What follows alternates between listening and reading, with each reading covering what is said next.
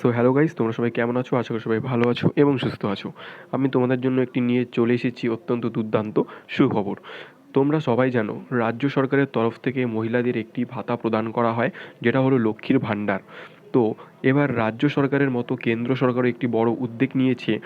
যেই যেই ভাতা কেন্দ্র সরকার দিতে চলেছে, সেখানে লক্ষ্মীর ভাণ্ডারের মতো মহিলারাও টাকা পেতে চলেছে। এটা কতটা সত্যি কতটা মিথ্যা আমরা যাচাই করব ভিডিওর মধ্যে দিয়ে। তো বলা হয়েছে, মহিলারা এই কেন্দ্র সরকারের প্রকল্পের দ্বারা তারা 2000 থেকে 1400 টাকা করে পাবে।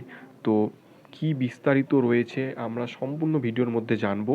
তো ভিডিওটি কেউ স্কিপ না করে সম্পূর্ণ ধৈর্য সহকারে ভিডিওটি দেখো, এবং চ্যানেলে যারা নতুন দর্শক রয়েছে অবশ্যই চ্যানেলটিকে সাবস্ক্রাইব করে পাশে থাকো। তো বেশি কথা না বলে আজকে আমরা আমাদের মূল ভিডিও পর্বে চলে যাব। মহিলাদের জন্য এবার বড় উদ্যোগ নিল কেন্দ্রীয় সরকার। ইতিমধ্যে রাজ্যের মহিলারা লক্ষ্মীর ভাণ্ডার প্রকল্পের মতন প্রকল্প থেকে মাসে মাসে টাকা পাচ্ছে। এই প্রকল্পটি রাজ্যে বেশ জনপ্রিয়তা অর্জন করেছে। এই মহিলাদের জন্যই আবার কেন্দ্রীয় সরকারের বড় উপহার। এই মহিলারা কেন্দ্র সরকারের পক্ষ থেকে প্রত্যেক কিস্তিতে পাবে 2000 থেকে 1400 টাকা করে। রাজ্য সরকার লক্ষ্মীর ভাণ্ডার প্রকল্পের মাধ্যমে 1000 টাকা ও 1200 টাকা করে মহিলাদের দেয়। কেন্দ্র সরকার এই প্রকল্পে মহিলারা আরও 2000 ও 1400 টাকা করে পাবে। 2000 ও 1400 টাকা করে মহিলাদেরকে দেওয়া তারই আরও একটি উদ্যোগ। আরও পশ্চিমবঙ্গ নয়, সারা দেশের মহিলারা কেন্দ্রীয় সরকারের এই সুবিধা পাবে। কোন কোন মহিলারা এই প্রকল্পের সুবিধা পাবে, কী কী ডকুমেন্টস জমা করতে হবে, কোথায় কীভাবে আবেদন করতে হবে, এ সমস্ত নিয়ে সমস্ত তথ্যগুলো আরও বিস্তারিত জানাতে চলেছি ভিডিওর মাধ্যমে। তাই ভিডিওটি কেউ স্কিপ করবে না, সম্পূর্ণ ভিডিওটি মনোযোগ সহকারে দেখতে থাকো।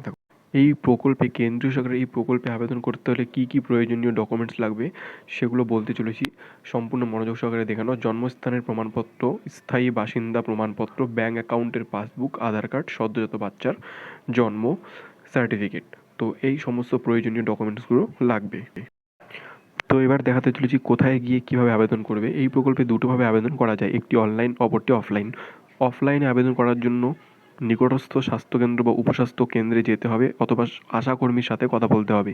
সেখানেই প্রয়োজনীয় আবেদনপত্র পূরণ করে জমা করতে হবে। আর দ্বিতীয় ক্ষেত্রে কোনো সিএসসি সেন্টার অথবা কম্পিউটারে অনলাইন কাজ করা হয় এরকম কোনো সাইবার ক্যাফেতে গিয়ে আপনাদের আবেদন করতে হবে। তো এবার যেটা মেন বিষয়, যে কারা কারা আবেদন করতে হবে, কোন কোন মহিলা আবেদন করতে হবে। সবাই আবেদন করতে পারবে না।